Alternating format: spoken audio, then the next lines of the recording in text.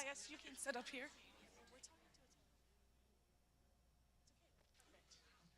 Wow, such a big crowd. Full house. Here you go. Thanks. Um, shall we start? We're not taking questions yet. We will later.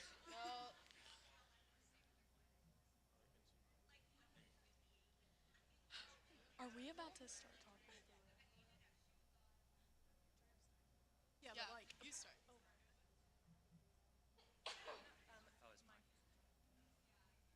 Hello, everyone. Thank you for being here. My name is Leah Downing. Myself and Jocelyn Schaefer, the rector over at Grace, were kind of co-leading this trip. So a few things. First, I just want to say thank you to you all for the envelopes that you filled and the pork butts that you bought and the money that you gave for making this trip possible for us. And I also want to say I'm on the board of Read, and I just want to say thank you so much for your support of Read since the very beginning. It wouldn't be possible for us to do what we do in Ecuador and to help the students with their schooling costs and to give them tutoring classes and computer classes and get the communities the support that they need without your support here. So thank you so much for the scholarships and for the items that you donate and for the money that you give. Just on behalf of Read, thank you so much. This is part of our team that went to Ecuador this summer. We also had M. Nidifer, who's a member over at Grace, and Jocelyn Schaefer, the rector at Grace, and John Marshall Smith, who's a student also at Grace, who couldn't be here this morning. So everyone's going to introduce themselves, and then we're going to tell you a little bit about our trip and about the things that that you helped to fund and prayed for us this summer. I'm Dave Crowder. I was told I can't talk today.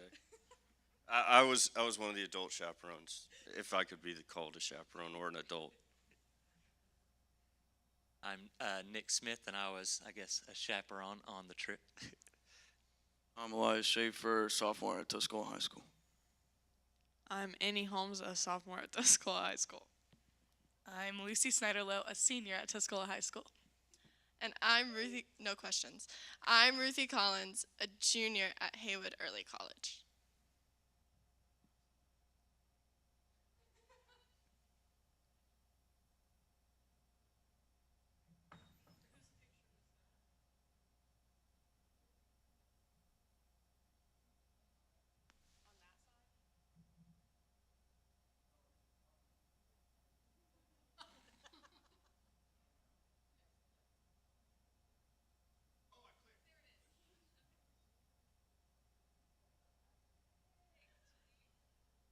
So as Jocelyn and I were thinking about and preparing for this trip, which was over a year in the making actually, it was really important to both of us that our hearts be in the right place as we were going, and just thinking about we're going to see the work that God is already doing in these communities. And we're going with really open hearts and with not the expectation that we're going there to help, but we're going there to see what God is doing in these places. Click. So this was our team on our first day of travel. Who wants to talk about it? Lucy, Okay, I'm going to talk about the packing the suitcases because that was a lot harder than I expected when I was asked to help with that. So they were technically already packed for us, but we had to make sure that they were under 50 pounds. Oh, we were bringing supplies down to give to Reed, yes. Talking about the engine. Okay, well, we had, what, about 14 suitcases of things that were not ours that we were going to leave in the country, and one of them included a like rotary engine of some sort that got flagged in security, and everyone was wondering, what is getting flagged, and like, obviously it was the engine. So Yes, so we brought down, thank you. We brought down some sewing machines for some classes, some solar lights, um, and we actually got to participate in one of the classes with those solar lights, so that was pretty neat as well. Yep, so there's all the bags that they were talking about. So it is a lot of stuff, which made it interesting getting through security and checking all of our bags and getting on the plane with everything.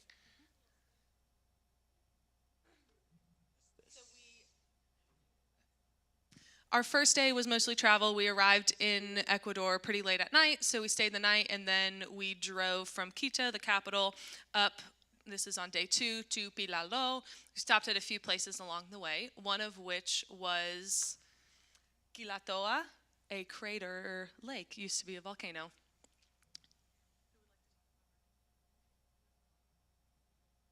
Um, well, we got there and we were walking around, and there was a band, and they were celebrating the 30th anniversary of the town being there.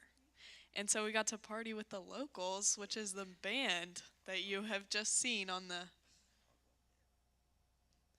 Oh, Being a party.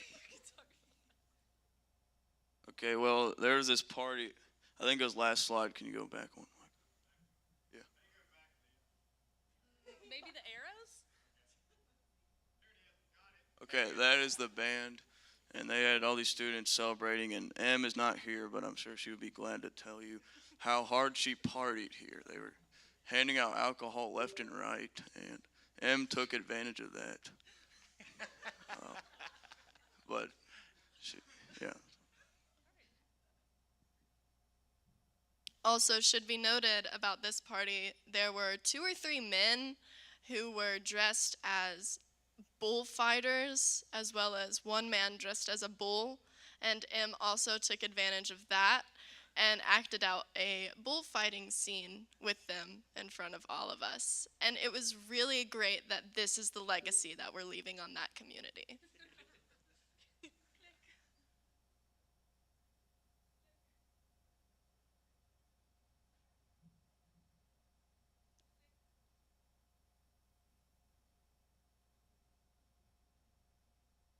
After we left Quilatoa, we continued driving and got to Pilalo, which is the town where we stayed for the next several days, while we took little day trips out to the communities that Reed serves.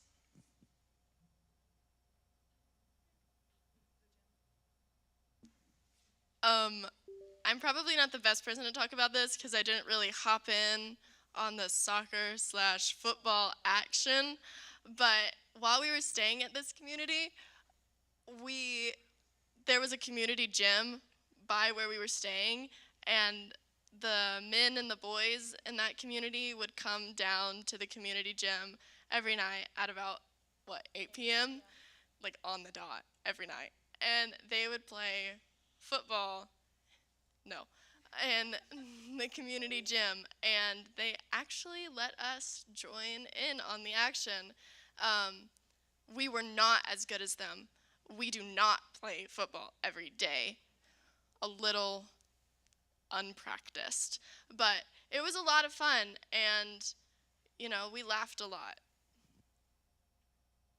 Oh, also, the boys from our group were really smart and awesome and got the one ball that they brought stuck in the rafters of this gym. And so then they had to find a roughly, I would say, 30-foot long bamboo pole that was kept in the corner of the gym. I'm guessing for when other boys get balls stuck in the ceiling. And as you can see, they tried to get the ball down with that pole, but the police came because they were causing such a racket. but then they just started laughing at us. Yeah, the police actually found this whole thing pretty funny, as you can tell. So, and long story short, we did not get the ball down. So it is probably still up there, yes.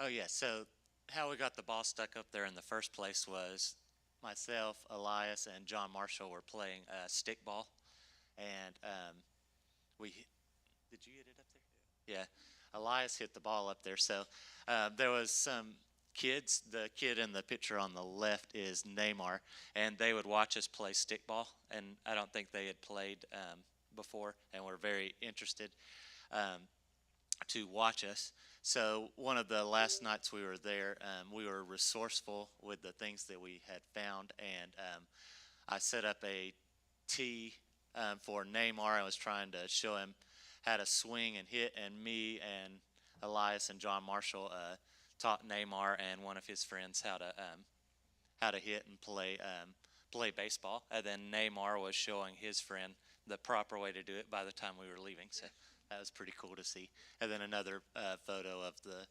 soccer match in at the gym. Scattered throughout this presentation are a few quotes that we, from the students, as we were debriefing. So these are just some things that were pretty impactful to all of us. On our first full day up in Pilalo, we took a day trip to the community of Siete Rios, which was a little bit down the road, and it's a community that Reed serves.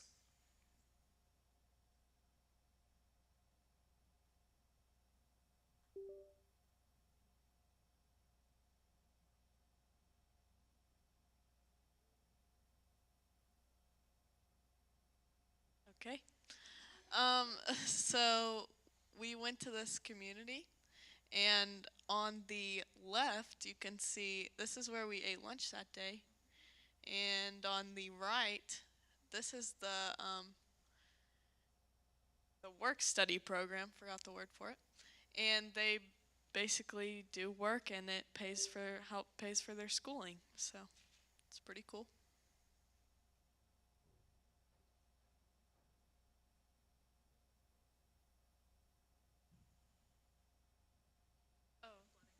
Okay, so also in this community, we found out that they had suffered a flood a few years prior to when we arrived.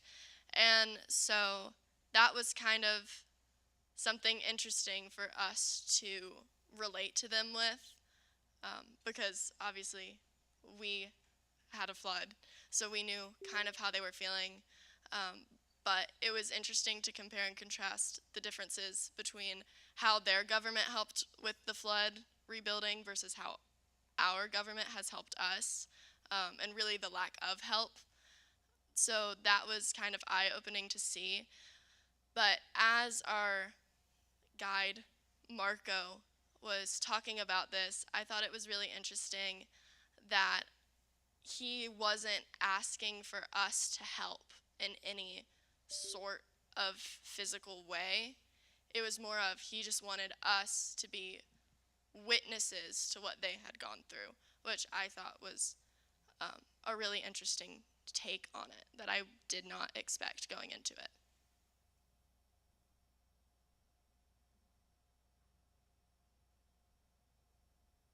This is Marco's truck.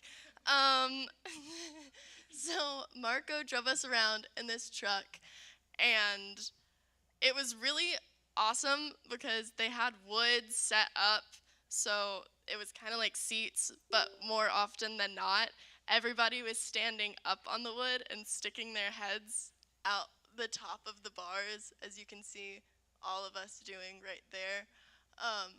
But it was really awesome that he drove us around in this truck. He like recently retired from the military, and so he took that money and bought this truck, and I think now he's using it to haul stuff for the military. So it was awesome that he took time and drove us around in it, and it was probably the nicest truck in the area. So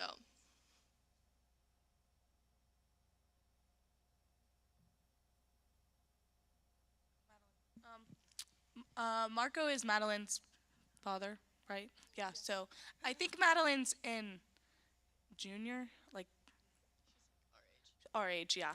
Um,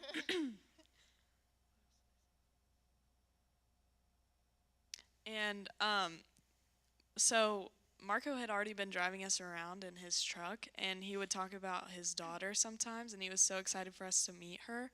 And then she came one day when we went to the high school in the area.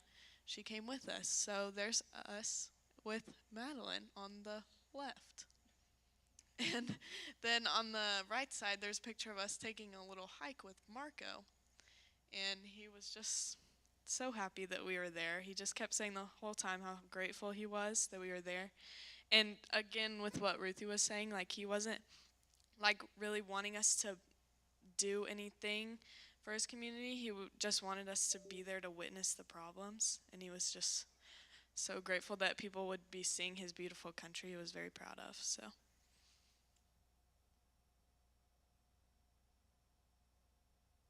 said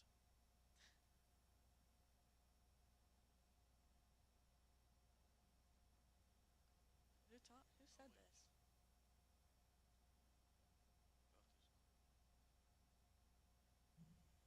So it says, when I came on this trip, I didn't know any Spanish, and I thought it would be hard to speak to people, but it wasn't hard, and I learned Spanish along the way. So basically, you could get by on where's the bathroom and hi. You can pretty much navigate any country with that. I do speak Spanish, so going on this trip, I knew how to communicate. But it was really impactful for me just to see the positive attitudes of all of the students, who many of them did not speak Spanish, and just how hard they tried and how much they cared about communicating with people, no matter where we went, even though they had a language barrier. Okay, I'm gonna talk about the fruit truck, but Jenny, I need help. What was that fruit that had like those seeds in it that we all like loved?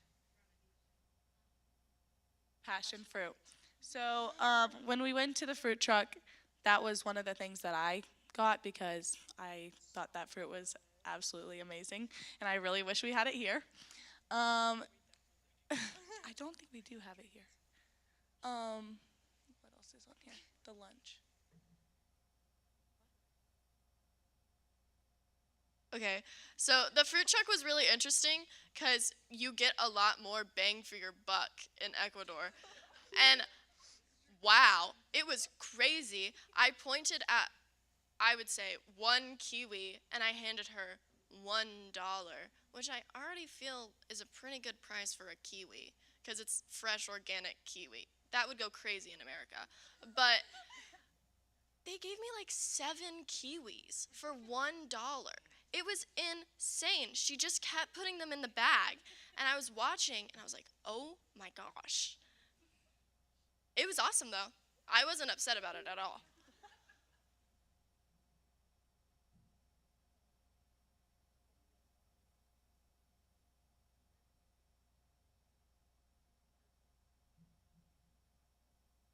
All right, so one of the days we went with Marco and we got to see how they make sugar cane.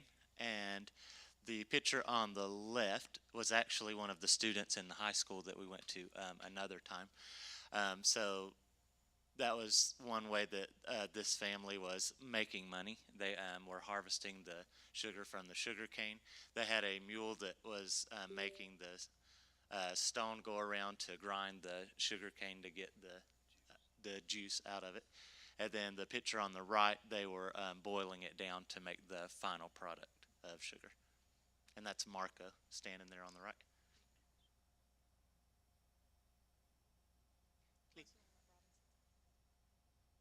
So Robinson's house. So to get there is about 30 minutes, 20 minutes hike, pretty much straight up a mountainside. And Robinson was extremely poor. What his father left, and his mother actually lost money. She didn't make any money, right? She lost money. Yeah, what did she sell? Blackberries, right? And so she took the bus into town, but the cost of taking the bus actually cost her more than what she made. So this family was losing money, and then Robinson saw this issue and reached out to, what was it, Reed, or to Jenny, yeah, Jenny, through the sponsorship program, and and this is how, as you can see, the volleyball court. So these kids still have fun even though they're very impoverished.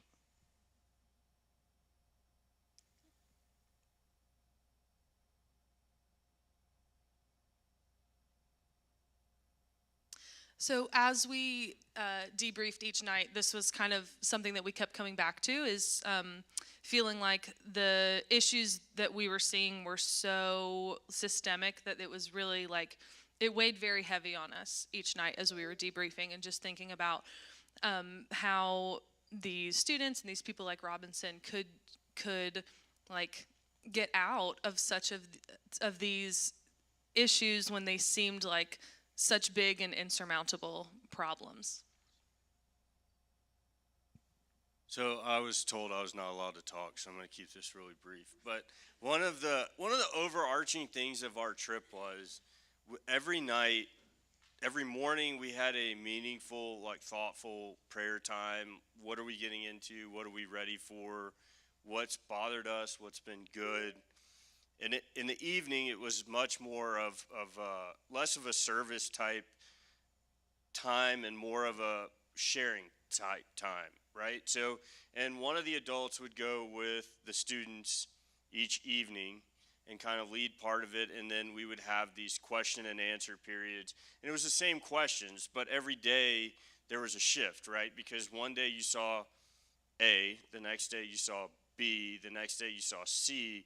Well, pretty soon you start seeing all these letters adding up, and it's like, well, wait a minute, like this is similar to that. And one of the things that, like, the pictures are awesome, and what we're talking about is great, but one thing that I think is kind of, we've missed just a little bit is you see all these things that from our perspective were like unbelievable that somebody lives in that situation. Or like they were talking about the flood, the entire town got just wiped away. It was all in the valley, and it was very similar to Clyde. I mean, except it was gone. I mean, there wasn't even trash there. It was just like, oh, there's an old piling where a house used to be, type of thing. But another thing that I took away from the discussions that we had, every one of these situations, there was a silver lining that spoke to our group and to the youth that went with us. So like these houses all got washed away. They figured out a way to have them rebuild at a different spot that's safer. The community's super poor. I mean, they're hand digging plumbing that we here would never do by hand, and it's rocky soil just like here. And these ladies cooked us just this immense 3, 4, 5 course meal, and we're like force feeding more food to us. You know, like we're sitting there as Americans, like I don't want to take food out of their mouths, but their joy in life was sharing what they did have with us. And the kids playing soccer, like the first day it was like, oh, they're from Canton, we're from Waynesville, we can't talk to each other. By the third day, it's like, hey, we're all kids, we all like to play, and everybody was part of everything. I mean, they just really reached out to our group. And so I think one of the things that I took away, and I'm going to stop talking like I said, was just every interaction here so far that we've looked at, there were positives too. And the biggest positive was just like the attitude, the love, that inspirational whatever it was, whether it's, you know, an angel on somebody's shoulder, whether it's somebody was successful in what they were doing, whatever it was, they were open and giving and just genuinely cared about us being with them. And I think that was my takeaway. And the reason I want to say it now is just like those are specific examples. Like the fruit truck, that's how they get their groceries, right? This lady drives through and rings a bell and plays ice cream music on her truck, and you walk up and she folds the top and it's just like mounded with whatever they've picked. And we show up and she's like, oh, wait a minute, they're going to buy me out. But here, you got to try this too while you're trying. And then we go to eat, and they've got, I would say, not a lot of meat in that village. And they had a chicken dinner for everybody and just kept putting more chicken on our plates while they're not eating it. And it's like, wait a minute, like nobody would do that here. But that's how everything was, to me anyway. And I think that was more of my takeaway. And now I'm not going to touch this again. So the next day we went up to a community called Apagua, and it's a community where Reed has one of their libraries and resource centers. This was an indigenous community. It was at about 14,000 feet, so it was very difficult to breathe.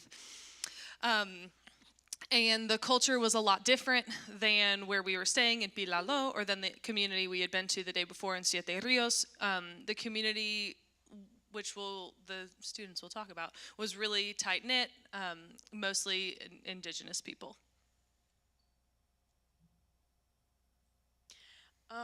Well, we went and we walked around this community, and there's some alpacas or llamas, I'm not sure. But one thing that was like of note is that they were talking about the potatoes that they were growing, and they were just talking about it like it was normal, but the whole community would come and, like, once one farmer's potatoes were ready, the whole community would come and pick them for that farmer. And it was just like that for everybody, which I thought was kind of cool, but they were just like, yeah, that's just normal. So, yep. Who wants to talk about the sacred? What's it called? Curandero. So we were able to be, okay, wait, let me rewind. Because this is an indigenous community, their religion was kind of a mix of like indigenous religion and Catholicism. And they had a curandero, which is like a faith healer person. And they like put together and presented the ceremony for us. And it was really cool because at the beginning he had Jenny and the other women who are librarians for the Reed Libraries, and they were just talking about how thankful they were for one another, and for the work that God is doing. Like it was a ceremony just of like gratitude and thankfulness.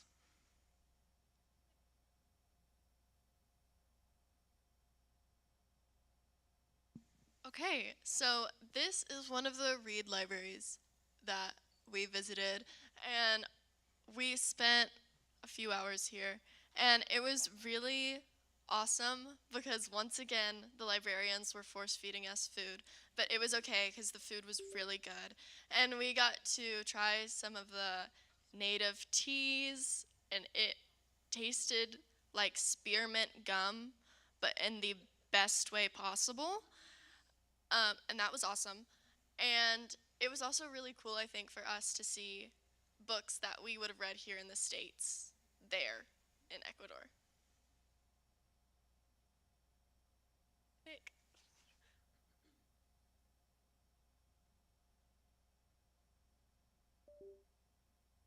Nick.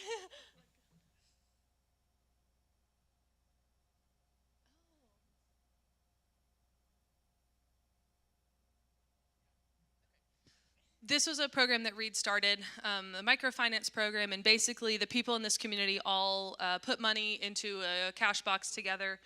You want to talk about it? I'm not supposed to be talking. So basically another NGO came and helped set this up, but the women in the community, because a lot of the men leave to work, couldn't pay for things because it's not a cash economy. Nobody had cash, and so the groups helped explain how to do it, and they started out with a very small sum of money, and basically there are these cash boxes, and the lady in the center is holding one, and it's a metal cash box like what you would see at a fair here that somebody's putting their money in. But the community collected money, and you could borrow from the community money to pay for something and pay back at a set rate. And the goal is to eventually become like a credit union type event. But they started with one, and now they're up to three, I think. Two. but they've funded them completely by themselves, and they're making money.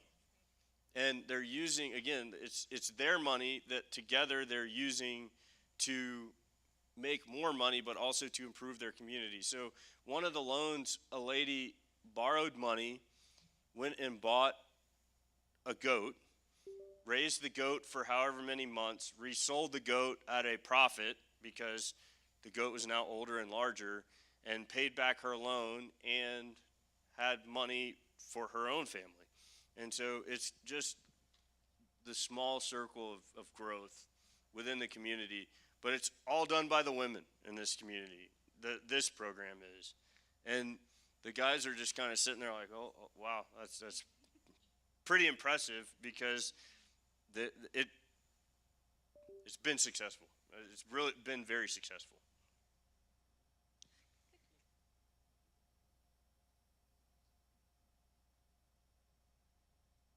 So this was just another example of how we saw this indigenous community and their love for one another, and just the way that they supported each other.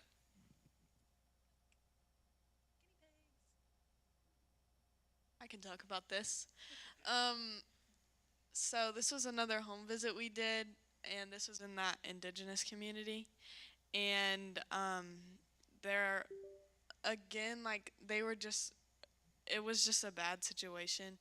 And we went in the house, and it was like, how many kids? Like 7 people in like one room, kind of deal. And anyway, but she was very proud of her guinea pigs that she was raising to eat. So, and she was like holding them up, and it was interesting. But she was very proud of them, so we were proud of her. Yes, she was. So.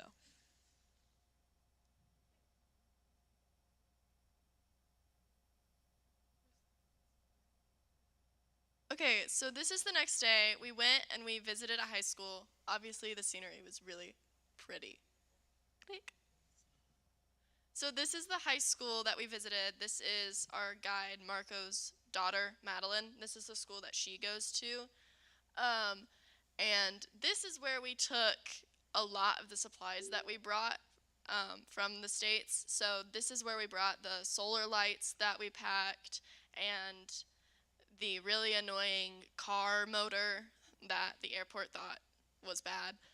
But this is where we brought all that stuff, and we were really lucky because that day we got to sit in on a class, and we kind of got to take a science lesson with the kids there with the solar lights that we brought. And it was really fun, although myself and I think a few other people accidentally broke the lights because the wires were really delicate.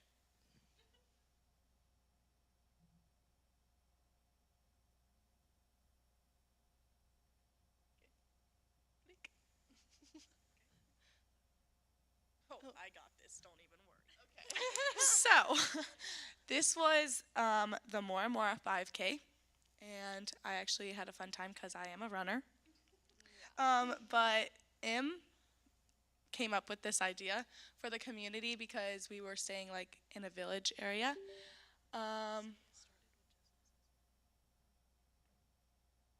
Okay. So this idea started and was just like very like, we are going to run a 5K. Y'all can join me. Yeah, because it was very high elevation and very thin oxygen, so it was hard for us to breathe. Not for the locals, but they were fine. And so she was like, I'm determined to run a 5K. And then we were like, what if we invited people? So we told about one person, and then the whole community showed up. So we got an ice cream man. It was a whole thing. We got an ice cream truck to be there, give out ice cream to everybody. We bought Gatorades for everybody. We made race bibs, as you can see on the pictures. It was, yeah. For those who did not want to run the race, me and Ruthie and some others, we stood on the corners and cheered them on as we directed where to go. Yeah. So, yeah, and then there's us after the race. You can go to the next one.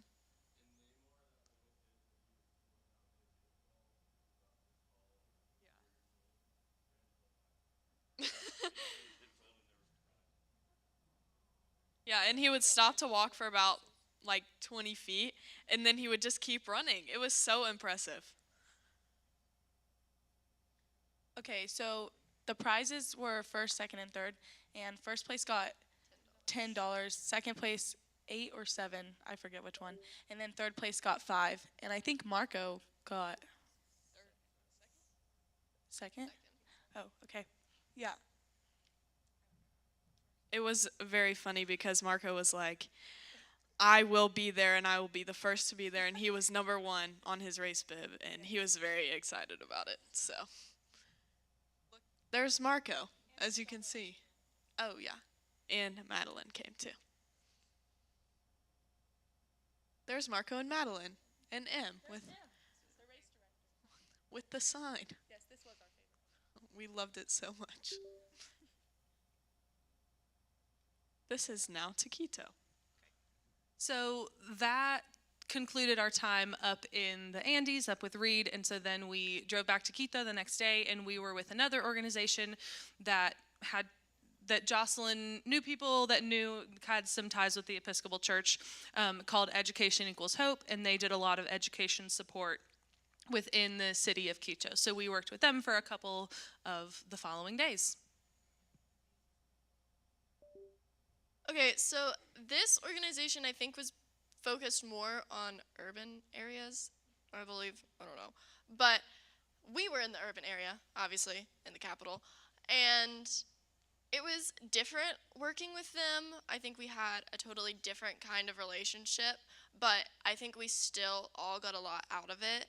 And I know we all had a really great time being with the people within the church where we worked. And I know a lot of us follow mostly all of the people from this organization on Instagram, and we like each other's posts. It's really fun.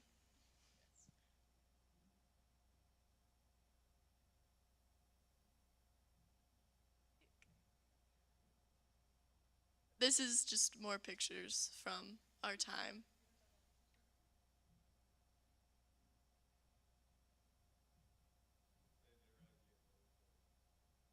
Yeah. It was kind of a joke as we were in Ecuador. We would be like, this is, OSHA knows about this.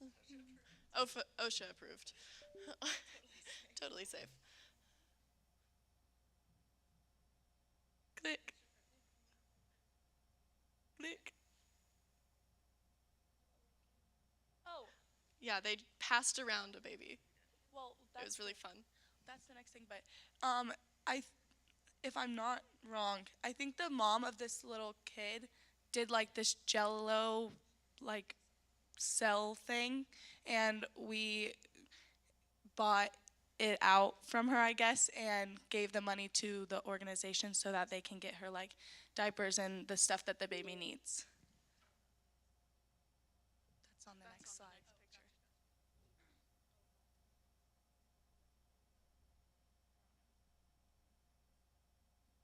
You can just read these quotes as we go through because we're not sure who said them.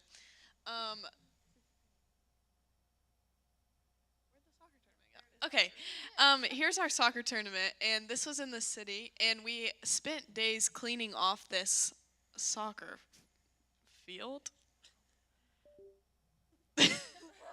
A couple hours. It was not days. I was whatever. Sorry, guys. Go back. Okay, here's our soccer tournament, and we picked teams, and who won? It was not us, shockingly. Yeah, me and Ruthie's team won second place. This team won first. I think the Yeah, team up this is the team that won first place.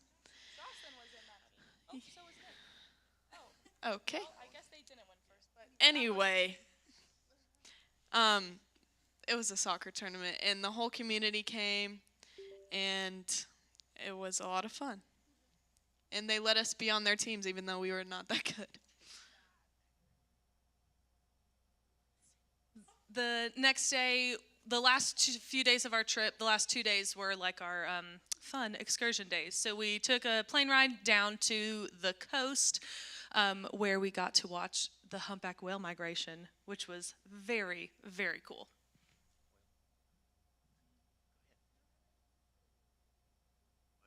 Well, Okay, so wait, do you want to talk about the whales? Oh, okay. Yes. Okay. So, I don't want to. Well, we we went out on the boat and we were with a couple other people from different areas, but everybody else spoke English on our boat, which was very lucky for us. And well, it was really fun to watch the whales. And there was a baby that kept jumping out of the water and doing flips. And there was a lot of nautical themed puns made. You could make one nautical themed pun, and then somebody would say something around the lines of, that was your best one, yacht. It was a whole day thing.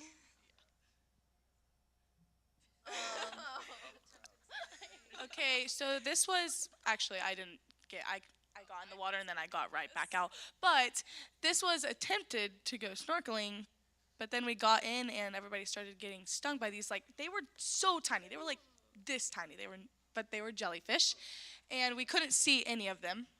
So, do you want to talk about that since you got stung the most? It just really hurt, and it was on my face, and it was bad.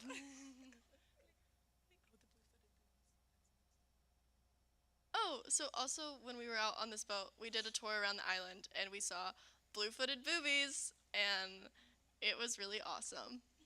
We all got t-shirts actually. Yeah, we all got t-shirts.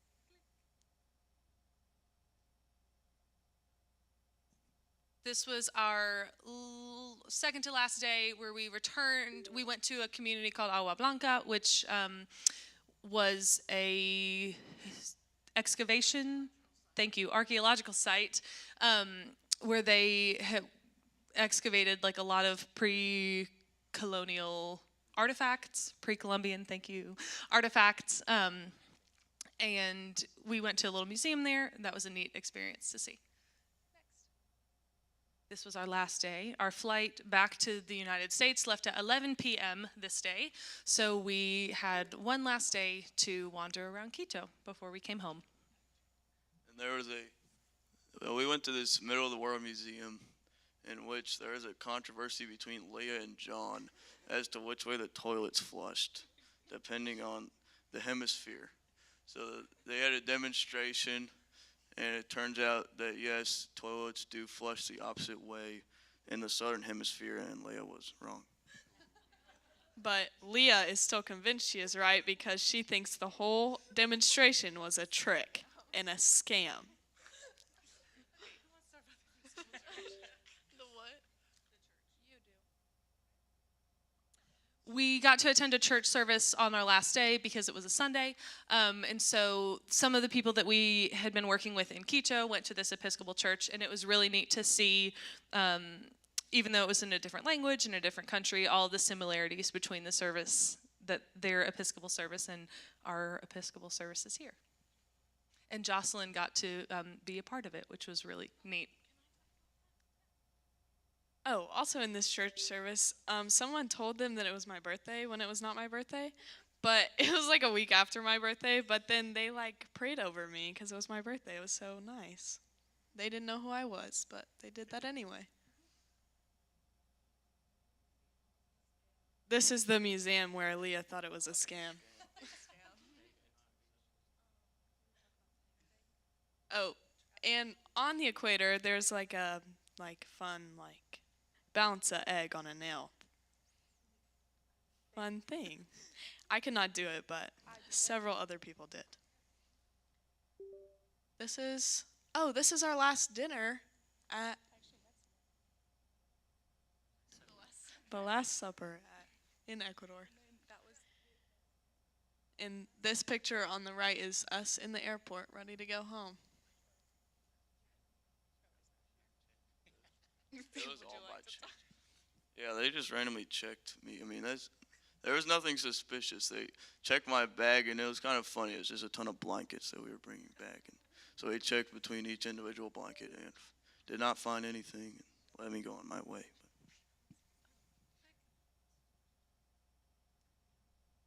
Thank you so much for your support of us and your prayers. Thank you for being here to hear us talk about our trip. It was really impactful.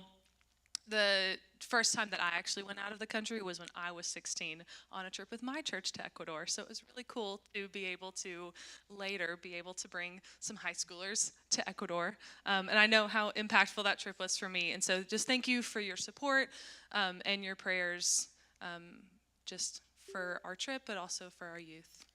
Thank you so much.